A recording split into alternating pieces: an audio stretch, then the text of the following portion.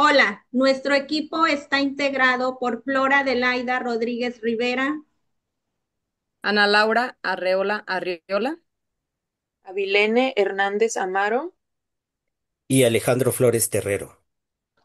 Somos alumnos del cuarto cuatrimestre de la Universidad IEXPRO, de la licenciatura en línea de Inclusión Educativa, en la asignatura de Derechos Humanos del maestro Nelson Martín Vázquez Gómez. Vamos a realizar un video colaborativo, Lluvia de Ideas, donde las principales fuentes de los derechos fundamentales, así como su impacto en el desarrollo del sistema normativo nacional. ¿Qué se entiende por fuentes de los derechos humanos? Bueno, pues las fuentes de los derechos humanos son los orígenes formales o jurídicos de donde emanan, se reconocen, garantizan o protegen los derechos, es decir, cómo son los documentos, las normas que establecen los derechos, delimitan su contenido, así como su alcance y sus garantías para ser efectivo, como lo son la Constitución Política de los Estados Unidos Mexicanos, así como los tratados internacionales de derechos humanos, la jurisprudencia, las doctrinas, los principios generales del derecho que sean reconocidos como parte del sistema jurídico. Ana Laura, ¿tú qué piensas? Yo entiendo por fuentes de los derechos humanos aquellos orígenes o fundamentos de donde surgen y se reconocen estos derechos, ya que no solo hablamos de la Constitución, sino también de tratados internacionales, de la jurisprudencia de la Suprema Corte. También me parece importante destacar que las fuentes son diversas porque los derechos humanos no se limitan a un solo texto, sino que se construyen a partir de un marco amplio que busca proteger la dignidad, principalmente de todas las personas. Bueno, personalmente, considero que la función que tienen estas fuentes es primeramente establecer que existen los derechos, ver quiénes son los sujetos de derechos, que pues en este caso vendríamos a ser todos los seres humanos, conocer qué es exactamente lo que protege cada uno de estos derechos y finalmente ver cómo llevar a cabo la protección de los mismos derechos. Entonces, hablamos de fuentes porque es un conjunto de varios aspectos. Entonces, todo esto viene a sostener nuestros derechos humanos. Pensemos que los derechos humanos son estas reglas que nos indican a las personas lo que nos corresponde, básicamente. Entonces, las fuentes de los derechos humanos vienen a ser los escritos o las personas que ayudan a que estas mismas reglas pues se cumplan, como lo es la Constitución, los tratados y algunos de los mecanismos internacionales como la ONU, por ejemplo. Compañero Alejandro, ¿usted qué piensa? Bien, desde mi punto de vista muy particular, cuando escuché el término fuentes de los derechos, me llevó a identificar como el lugar de donde provienen, su fuerza, su legitimidad. Para mí no solo se tratan pues como normas jurídicas, sino también trata de valores universales que reconocemos como esenciales. Por ejemplo, la igualdad, la libertad y el respeto a la vida. Claro, la constitución de cada país es una base indispensable, pero no puede ser la única fuente, porque los derechos no dependen únicamente de un Estado que decide reconocerlos, son previos y son superiores, forman parte de nuestra condición de seres humanos.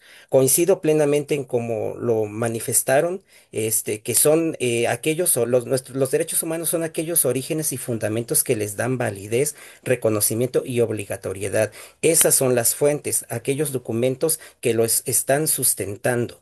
Es importante reconocer que no se limitan, como lo dijimos, a un documento, sino que abarcan distintos ámbitos de de la dignidad humana, como los que comentaron ahí, la ética, los tratados internacionales, la jurisprudencia y otros términos que atinadamente manifestaron. En conjunto, estas fuentes van a garantizar que los derechos no dependan de la voluntad de un Estado, sino que tengan un carácter universal y también evolutivo. Correcto, compañero. ¿Y ustedes, Ana Laura, Avilene, Alejandro, ustedes se puede reconocer como única fuente a la Constitución? ¿Ustedes qué piensan? Yo creo que no. No es adecuada la idea de que la Constitución política de los Estados Unidos mexicanos pues sea la única fuente de los derechos humanos, porque jurídicamente reconocibles porque la Constitución reconoce explícitamente que los tratados internacionales también son fuentes de derechos humanos. Por ejemplo, en México, tras la reforma constitucional del 2011, nos mencionan que en el artículo 1 dispone que todas las personas gozarán de sus derechos humanos reconocidos, tanto en la Constitución Política de los Estados Unidos Mexicanos como en esos tratados internacionales. Entonces, los tratados tienen mucha fuerza jurídica en el sistema mexicano y los derechos establecidos en ellos pues deben de ser observados y deben interpretarse privilegiando sobre todo la protección de todas las personas. Entonces, la Constitución es la suprema, la norma suprema del orden jurídico interno. No basta solo reconocer todos los derechos que vienen de esas fuentes internacionales, porque hay derechos que vienen de fuentes internacionales y esas tienen pues un estatus muy relevante. ¿Tú qué opinas, Ana Laura?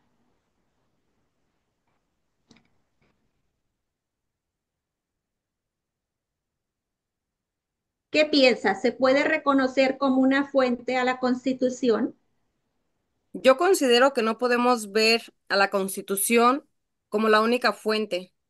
Es cierto que la norma suprema en México y que establece los principios básicos, pero los derechos fundamentales también se nutren de los tratados internacionales y de la interpretación que hacen los tribunales. Si reconociéramos solo a la Constitución como fuente, estaríamos dejando fuera muchos avances que han venido desde el ámbito internacional. Como bien mencionabas, gracias a la reforma constitucional del 2011, se reconoció que los tratados internacionales en materia de derechos humanos tienen la misma jerarquía que la Constitución, lo que fortalece mucho más a la protección de todas las personas. ¿Tú qué piensas, Abilene? Sí, coincido con ustedes completamente, compañeras. La Constitución, pues, es el documento oficial de nuestro país que nos rige, pues, en materia de derechos humanos, ¿verdad? Y si bien este tiene un papel fundamental en la toma de decisiones de nuestro país, pues esto no quiere decir que sea la única fuente. Como mencionábamos ahorita, existe una relación que viene a complementar todo lo que está estipulado, lo que está escrito en la Constitución, entre ellos, pues las reformas, como mencionan, los tratados internacionales, la jurisprudencia, etcétera. Entonces, cada una de ellas viene a aportar diversos puntos, diversas estrategias para que se puedan interpretar los derechos y aplicar pues para todos por igual, ¿no? Por poner un ejemplo, pensemos que en la Constitución, bueno, ya está escrito que todos tenemos derecho a la salud, ¿verdad? Entonces, para complementar, a lo mejor hay alguna ley o algún tratado que tiene un poquito más específicas estos detalles sobre este derecho que tenemos todos a la salud, ¿verdad? Entonces, la Constitución, pues no viene a ser la única fuente de derechos, pero sí viene a tener un papel muy importante en esta misma toma de derechos humanos, ¿verdad? Compañero Alejandro, ¿usted qué piensa? Completamente de acuerdo con ustedes, compañeras. La Constitución no debe más bien considerarse como la única, ¿no? La única fuente. La Constitución, si bien es una carta magna, ¿no? Que incluye derechos, artículos específicos dentro de su estructura, pero no es la única. Efectivamente, Es una que sí se toma como base, que sí se utiliza, que hay derechos específicos dentro de sus artículos, pero no es la única. Como ya lo comentaron, estoy de acuerdo con ustedes que los derechos humanos van más allá, ¿no? Trascienden las fronteras estatales, porque si bien una constitución como que está enmarcada dentro de un país, entonces esto va más allá. Hay instrumentos internacionales como la Declaración Universal, la Convención Americana de Derechos Humanos y otros pactos. Creo que si nos limitamos a solo la Constitución, implicaría como reducir su amplitud y su universalidad, la universalidad de los derechos, desconociendo en este caso el fundamento que, bueno, siempre está basado como en la dignidad de las personas, ¿no? Siempre lo que pretendemos es lograr ese reconocimiento de la persona humana y que sea respetada, pues en todos los ámbitos de su vida, de su formación.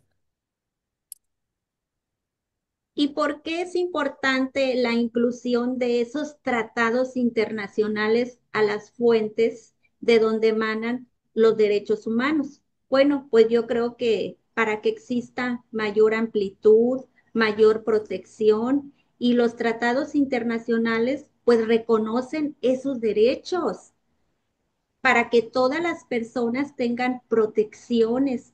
Entonces, esos tratados internacionales pues obligan al Estado mexicano a observar esos estándares internacionales.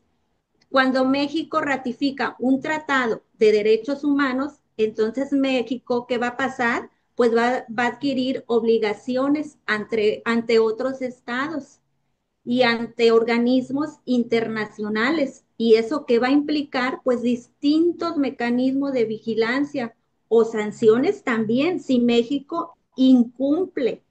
¿Tú qué crees, Ana Laura? Para mí los tratados internacionales son clave porque nos conectan con los estándares globales de protección de los derechos. Los tratados nos permiten que los organismos internacionales, como la Corte Interamericana, supervisen el cumplimiento de los estados, ya que establecen reglas y compromisos para regular aspectos clave de las relaciones globales, como viene siendo tal vez el comercio, los derechos humanos, el medio ambiente y principalmente la paz. Los tratados no son solo un complemento, sino un refuerzo que amplía y fortalece la protección de los derechos en nuestro país. ¿Tú qué dices, Abilene? Bueno, la importancia que tiene incluir estos tratados internacionales, pues como bien lo comentaba ahorita el compañero Alejandro, los derechos humanos pues vienen a ser universales, ¿no? Entonces, es una forma el incluir estos tratados internacionales de expandir la protección de todos los seres humanos que pues no se dé solamente en el país donde radica cada uno de nosotros, ¿no? Sino que en dado caso que viajemos a otro país, pues que nuestros derechos también sean reconocidos, sean respetados y que sobre todo podamos exigirlos, ¿no? Porque a pesar de que estemos en algún país extranjero, pues seguimos siendo acreedores de estos derechos humanos. Entonces, también vienen a ser un complemento a nuestra Constitución. Por ejemplo, la Convención sobre los Derechos de las Personas con Discapacidad, que es un tratado internacional, pues muchos países son parte de esto y esto ayuda a que los derechos de todas las personas con discapacidad sean respetados, no únicamente, como mencionaba, en el país donde viven, sino en todos los países de los que son parte. Y como comentaba ahorita la compañera Flora, pues con esto las organizaciones pues van a vigilar y sancionar de ser necesario nuestros derechos, porque es muy importante aplicarlos conforme está estipulado, ¿no? Compañero Alejandro, ¿qué piensa? Completamente de acuerdo, creo que el incluirlos o incluir más bien tratados internacionales va a fortalecer la protección de los derechos humanos. ¿Por qué? Porque nos va a permitir de algún modo, homogeneizar, ¿no? Esos estándares internacionales. Si en otros países se protege el derecho a la vida, a lo mejor en nuestra Constitución también de algún modo le da esa fortaleza, ¿no? Esto evita que pues los estados se aíslen, ¿no? O estén de algún modo segregados o marginados en torno a temas de derechos, ¿no?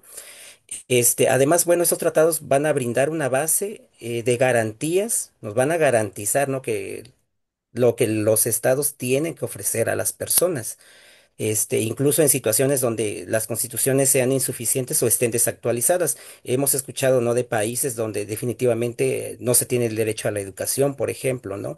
Y sabemos que a pesar de ser un derecho universal, pues algunos países no se aplica. Entonces aquí en nuestro país, pues sí, sí se lleva a cabo y el hecho de que haya esos pactos o esos tratados internacionales, pues le dan esa fortaleza. Algo que pasó en torno a la reforma de nuestra Constitución en el 2011 definitivamente otorgó a nuestro país esa jerarquía constitucional a los tratados de derechos, porque eso permitió un avance crucial para el reconocimiento y la protección efectiva de los derechos humanos en nuestro país. Sí es, compañero.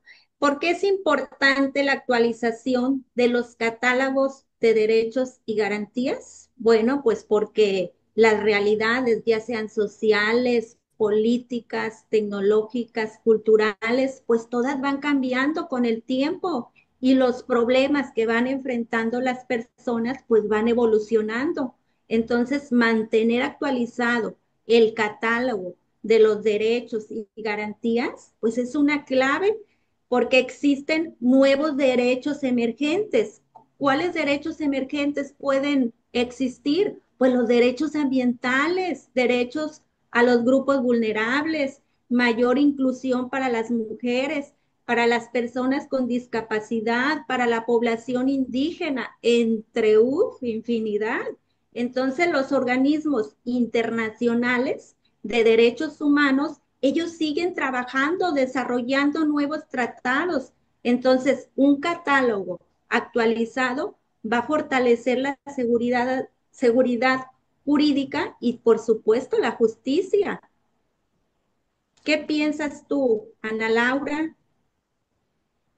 Estoy muy de acuerdo contigo, Flora. Yo también pienso que es fundamental que los catálogos de los derechos y garantías se actualicen constantemente porque la sociedad, no está estática, siempre está en un permanente cambio.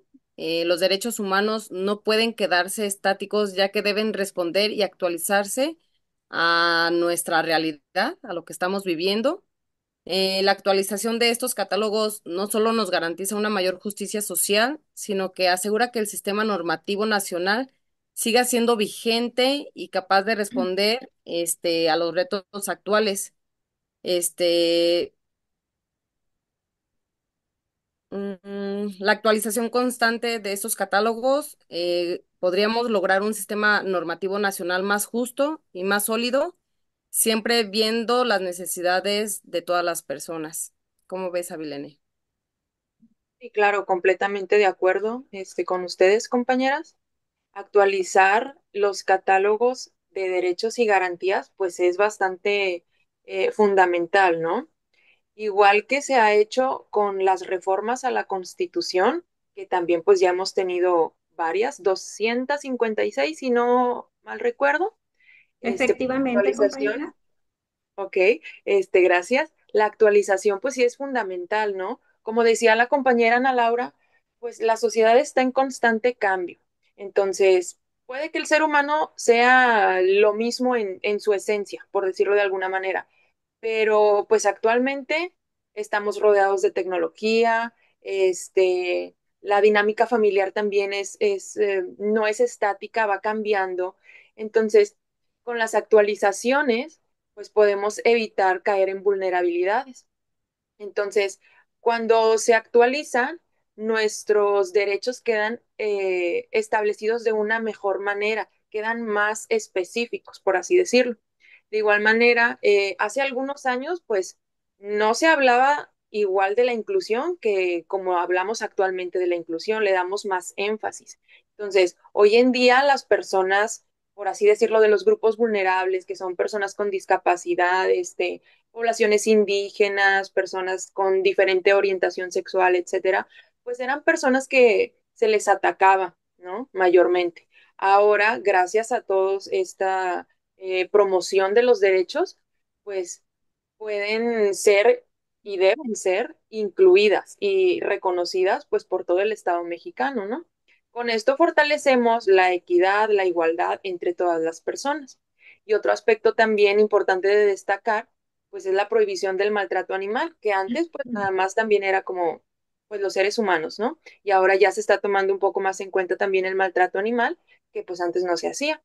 Entonces, en resumen, la actualización pues es meramente una necesidad, ¿no? Para que la sociedad que siempre está en constante cambio, pues no se quede estancada en la misma materia de derechos.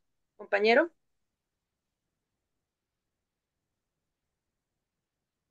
Muy bien, retomando una idea que me pareció muy importante de las compañeras que me antecedieron, es precisamente entender que los derechos humanos no son estáticos, sino que están en constante dinamismo. Y como lo comentaron, han surgido nuevas necesidades con los cambios sociales, tecnológicos, culturales y ambientales. La actualización de los catálogos permiten, de algún modo, que los ordenamientos jurídicos respondan a estos retos. Por ejemplo, como ya mencionaron, que antes no se hablaba de inclusión, a lo mejor el derecho para las comunidades diversas, ¿no? Que existen. E incluso se habla hoy, por ejemplo, de derechos digitales, ¿no? El acceso al Internet, cosas que, pues, en anterioridad a lo mejor no era como considerado un derecho o una manera en que las personas tuvieran ese acceso. El derecho, por ejemplo, a un ambiente sano, a un ambiente sostenible, algo que se ha promovido ahorita en años recientes. Yo creo que mantener en evolución, bueno, en constante más bien actualización estos catálogos van a permitir que los derechos se reconozcan no solo en un documento, ¿no? Sino que se apliquen eh, en la sociedad, que sean efectivos en la vida cotidiana. Esta actualización de algún modo va a reflejar en la dignidad humana, que la dignidad humana, mejor dicho, no es un concepto nada más, o sea, es una forma de ser, una forma de vida que no debe estar estático, ¿no? Porque también la dignidad debe continuar evolucionando y expandiéndose para que siga siendo reconocida y respetada. Bien, a continuación, voy a dar unos puntos de cierre. Considero que hablar de derechos humanos siempre me ha llevado a mí a pensar en la dignidad que nos une como personas, que va más allá de las fronteras, va más allá de las leyes y va más allá de las instituciones. A veces, hablar de dignidad simplemente lo relacionamos con nuestra Constitución o con esos tratados, ¿no? De los que mencionamos en esta participación, pero en realidad los derechos no nacen en un papel, sino son una necesidad profunda de vivir con respeto, de vivir con justicia, de vivir con libertad. Reflexionar sobre sus fuentes, su alcance y su constante actualización nos ha permitido entender que los derechos no son un tema acabado, sino una construcción viva que evoluciona con la sociedad. En síntesis, las fuentes de los derechos humanos reflejan la riqueza de un sistema que se nutre de la dignidad humana. Las constituciones nacionales y los tratados internacionales, siempre en constante actualización frente a retos de esta época. Reconocer su carácter dinámico nos invita a verlos no como normas estáticas, sino como un compromiso permanente con la justicia y con la igualdad. A manera de cierre, quiero agradecer a quienes se han tomado el tiempo de escuchar y reflexionar junto con nosotros sobre este tema. Su interés y disposición al análisis son fundamentales, porque los derechos humanos solo cobran verdadero sentido cuando se comparten, cuando se dialogan y cuando se defienden en comunidad. Espero que esta explicación no solo brinde una claridad, sino también motive a seguir valorando y promoviendo los derechos que nos corresponden a todos.